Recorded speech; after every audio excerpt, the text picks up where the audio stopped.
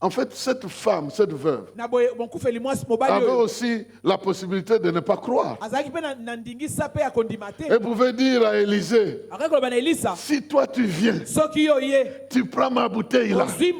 Comme toi tu es serviteur de Dieu, tu prends ma bouteille, tu renverses. Je suis sûr que ça va se remplir. Elle pouvait exiger, parce que là où Élisée était, il était capable de faire surnager un morceau de hache dans l'eau. Il fait surnager ça. Ce monsieur-là avait ce pouvoir-là. Mais ici, il ne vient pas à la maison. Il donne la parole. Il ne vient pas. Il donne la parole. Fais ceci. Je n'ai pas besoin d'être là. Mais tu as besoin de comprendre que cette parole a un pouvoir. Et si tu mets en pratique cette parole, elle contient elle-même la capacité de déployer sa puissance.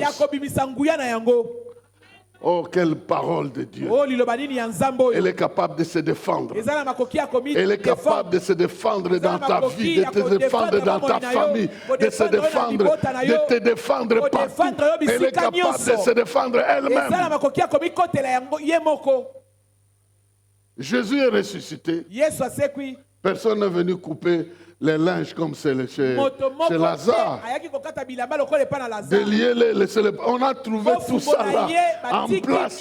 Il est sorti comme une chenille. Il est sorti là. Il a laissé tout ce que les hommes ont emballé. Il a laissé ça en place. Il est sorti. Il n'avait pas besoin de l'aide de quelqu'un. Et c'est celui-là qui veut te ressusciter et te faire émerger rien qu'avec la parole, la pratique de la parole, la prise au sérieux de cette parole-là. Vous avez appris que cette parole ne leur servait de rien parce qu'ils ne l'ont pas prise au sérieux. Elle est venue des hommes, de Caleb, de Josué. On n'a pas pris ça au sérieux. Et pourtant, c'était la parole de Dieu.